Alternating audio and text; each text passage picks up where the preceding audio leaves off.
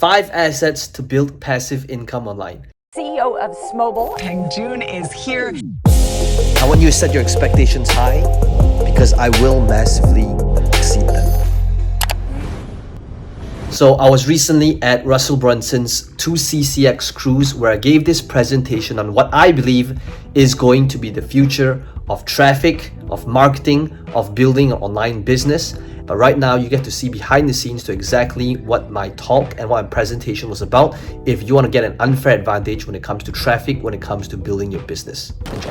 Today's session is all about strategic business and marketing plan for 2020 and beyond. I want to share with you something that I believe is going to be the way forward for the next decade. And when I came out with this topic, I knew that chances are it's not going to get everyone's attention because it looks dry and boring. So I asked myself, how would this guy here write the copy for this presentation here today? So trying to put myself in Jim's shoes, here's what I think Jim would create as the title for this presentation. So here it is. It would be Underground Marketer finally breaks his silence and spills the beans to how he accidentally stumbled upon this 5-step process to create an automated, leverageable, transferable system to help you fill your funnel and get unlimited leads so that without making a social media post ever again, and how you can do it even if you're deaf, dumb, or mute for the rest of your life and possibly your next one.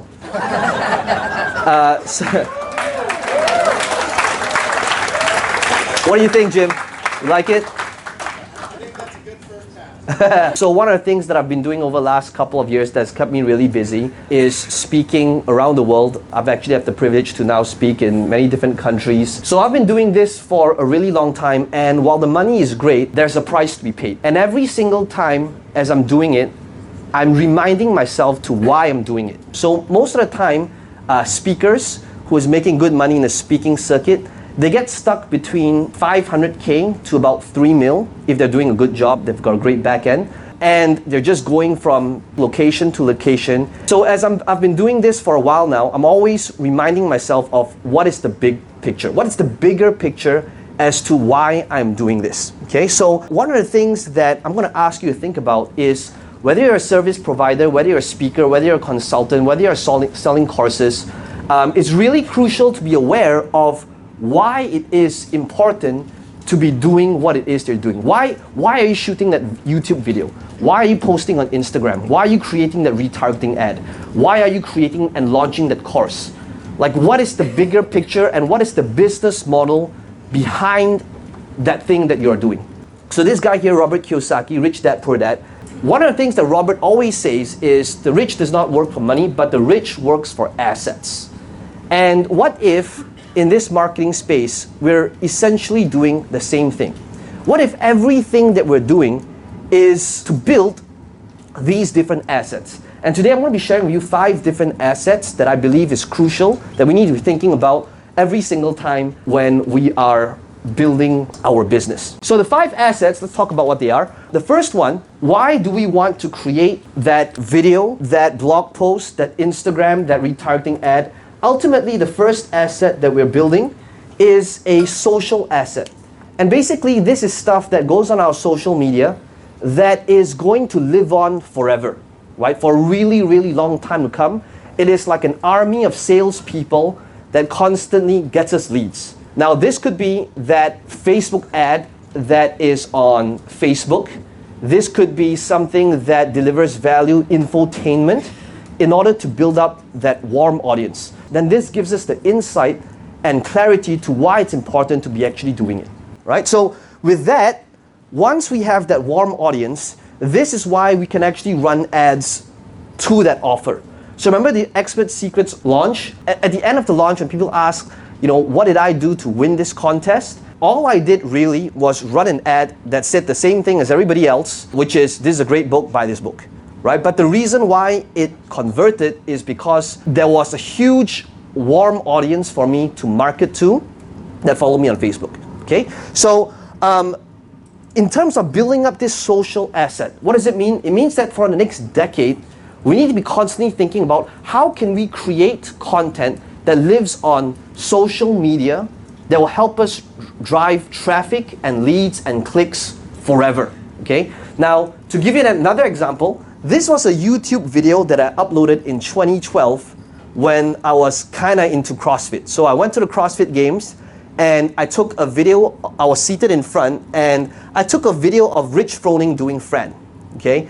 And I uploaded this video without thinking twice, and in the first 3 years, got me about 625,000 views, only because it was keyword rich and was optimized for things that people were searching on social media, on YouTube. So YouTube, in other words, it's not a social media platform, but rather think of it as a search engine. So if we can understand that YouTube is not a social media platform, but rather a search engine, then one of the things that we want to do is we want to begin with the end in mind, because I truly believe that SEO, traditional SEO, is really underrated right now.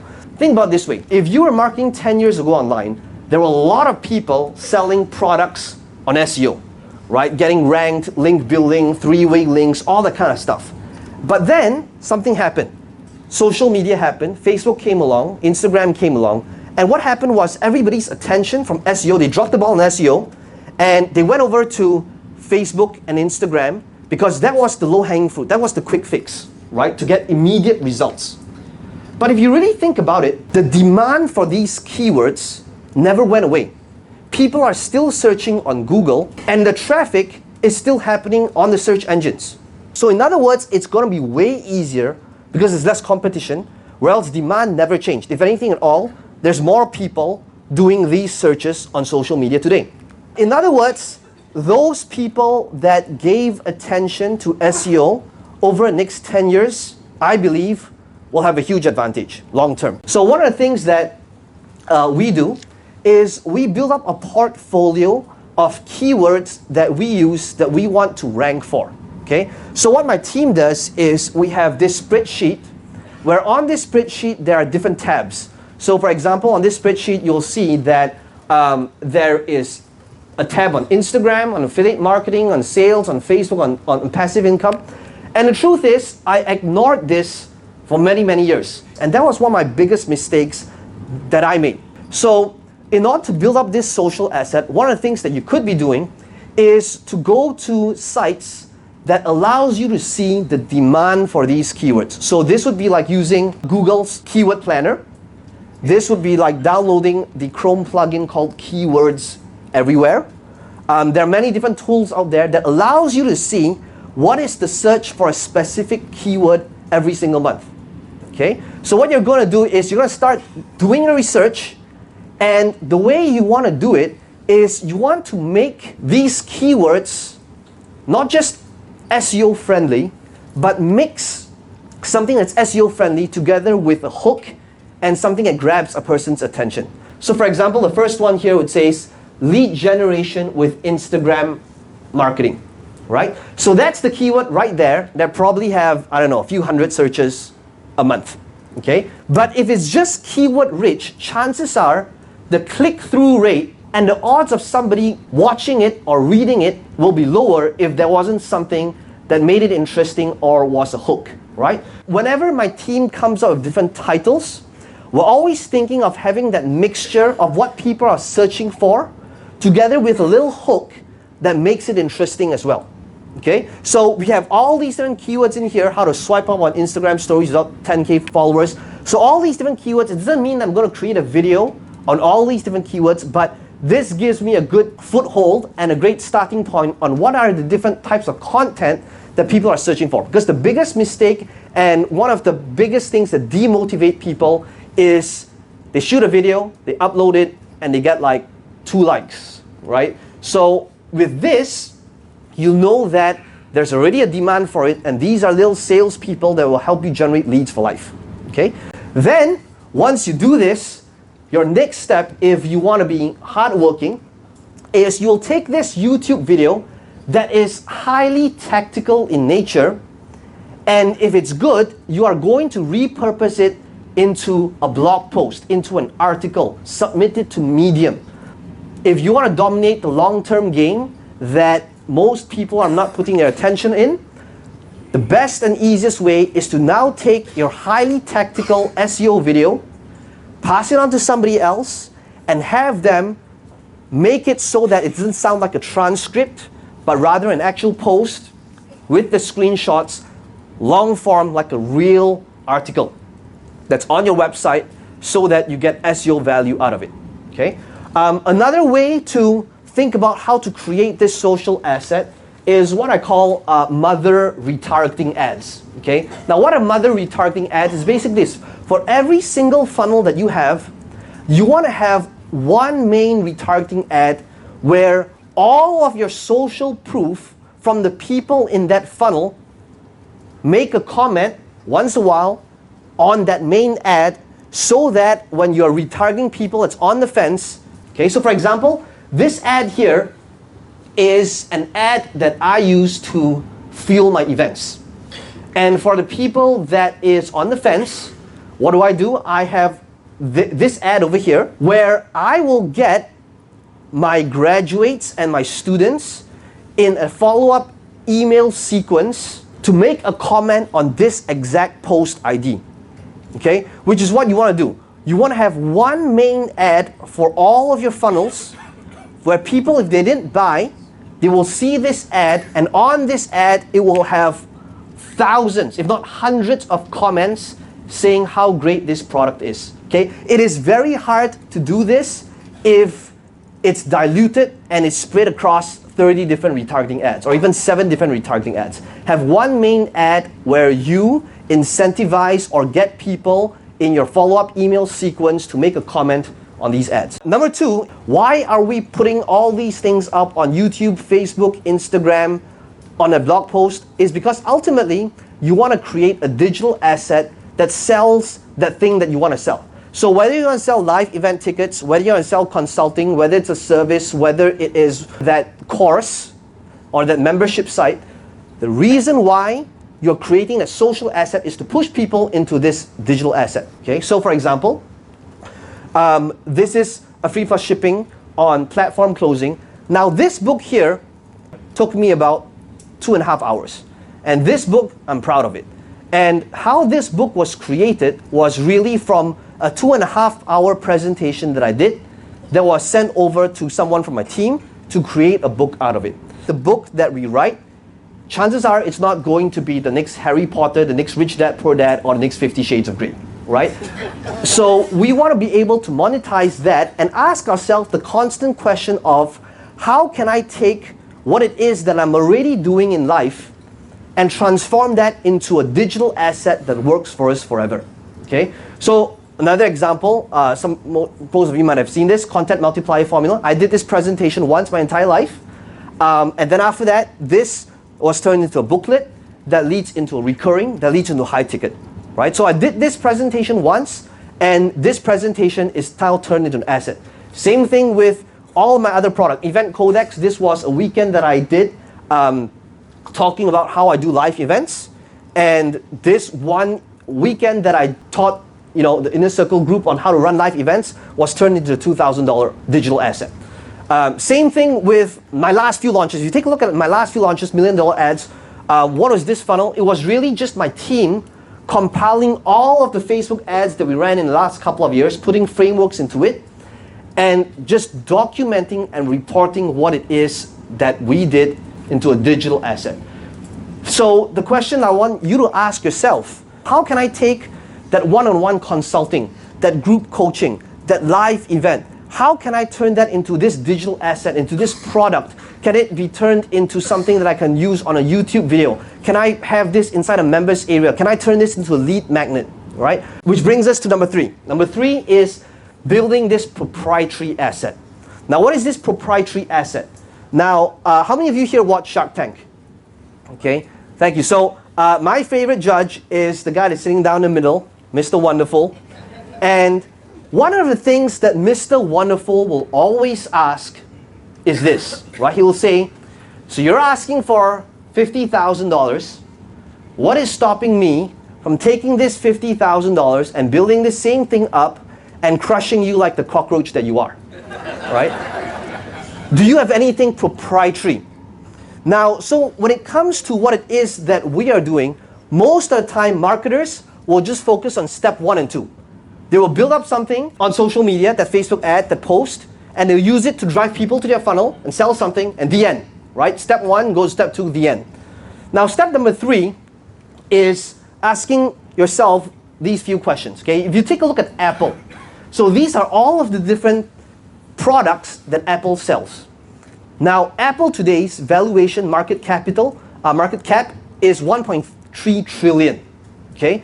What makes them valued at 1.3 trillion? It is not just the products that they are selling. What does Apple do? How many of you here, you are Apple users? Show of hands. Okay, thank you. Now, if Samsung came up with a product that was half the price and double the features, how many of you here would jump ship? Show of hands. Okay, thank you. Right? 5% of the room. Now, why is that? Here's why. It is because when you're thinking about jumping ship, here's what you're really thinking as well. You're thinking, well, all of my stuff is on the cloud. I've got all of my iTunes, and then I have to migrate. I don't know how the interface might look like. You're thinking about all these different things. So what makes Apple Apple is not just their products, but the fact that you are locked in to their architecture, their infrastructure, their community, the thing that is proprietary, right? Same thing with ClickFunnels. Right now, there are probably over 200 clone wannabe ClickFunnels softwares out there. There's a lot of them that is a whole lot cheaper, but why is it that if somebody came up with something that was $10 and they want to have more features in there, I would not switch over? Why? It is because I'm thinking about the fact that I'm locked in. I've got all these stuff in here that's making a lot of money for me. I'm thinking about you guys, the community. I'm thinking about how Russell has given me all this goodwill over the last decade. And so because of that, I'm locked in. So what does this mean for you? The third thing to ask yourself is, what is the thing that is proprietary for me? Is it my tribe? Is it my following? Is it my community? Is it my recurring? Right? So what makes your thing proprietary that gives you valuation? Because this thing here is what separates the big boys and the ones that's doing good. Okay, and this is a constant question I'm always asking myself. What is the thing that's proprietary? That brings us to number 4. Number 4 is the systems, systems asset, the structure, how things are actually done behind the scenes. So for example, this is my team.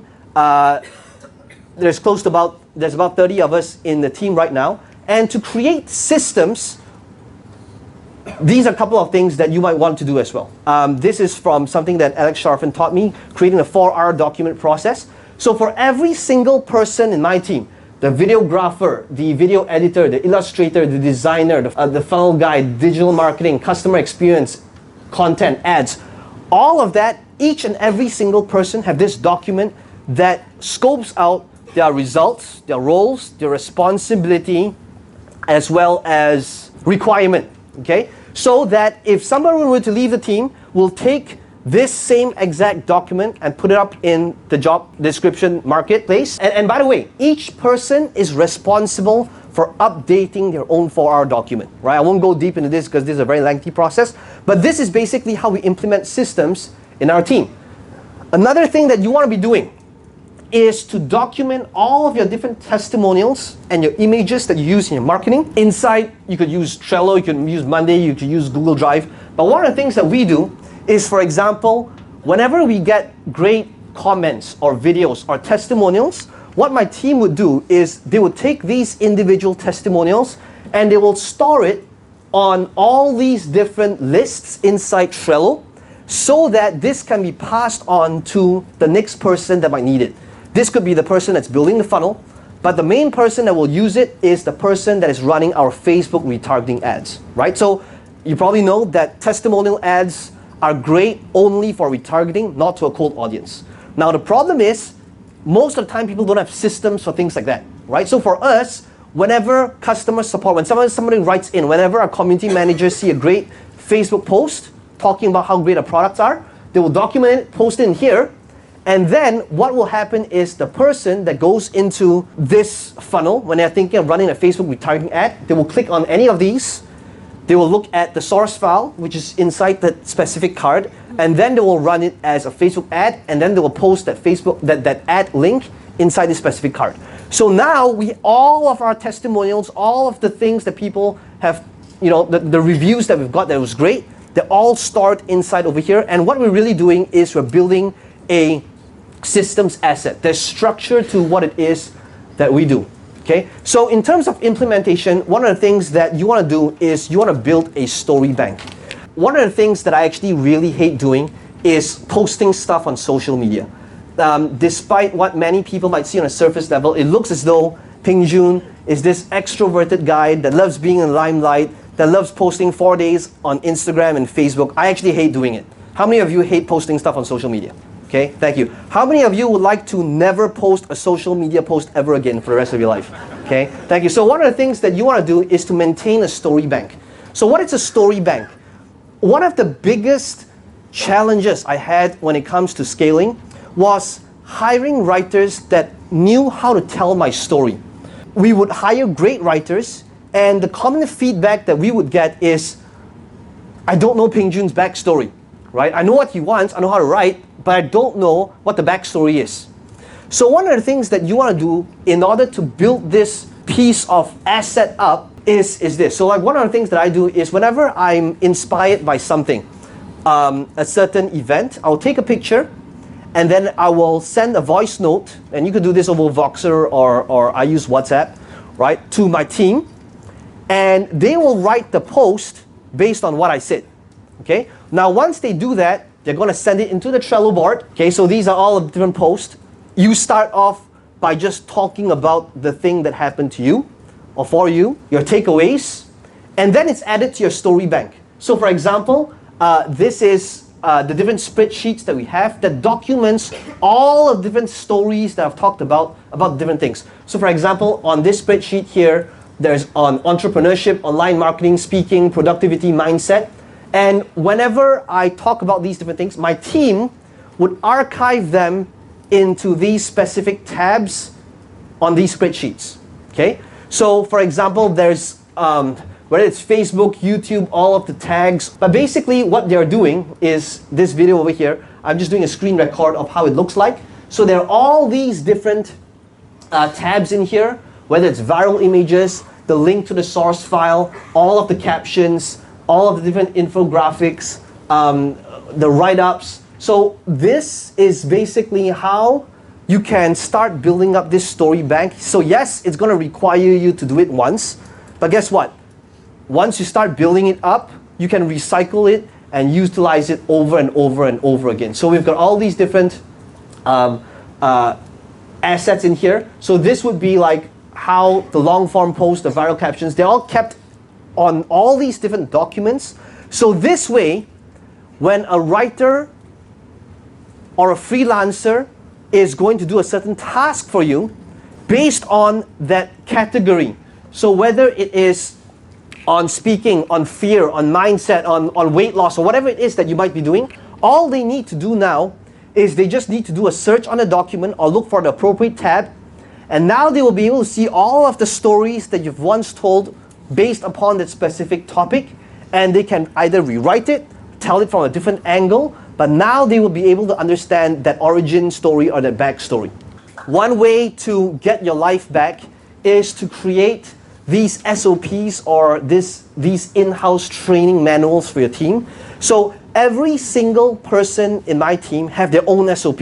The person that uploads the YouTube video, the person that puts the viral images on Instagram, the person that does the illustrations on all these different social media platforms, there's an SOP for it. So for example, this is the story bank manual that my team built up in-house.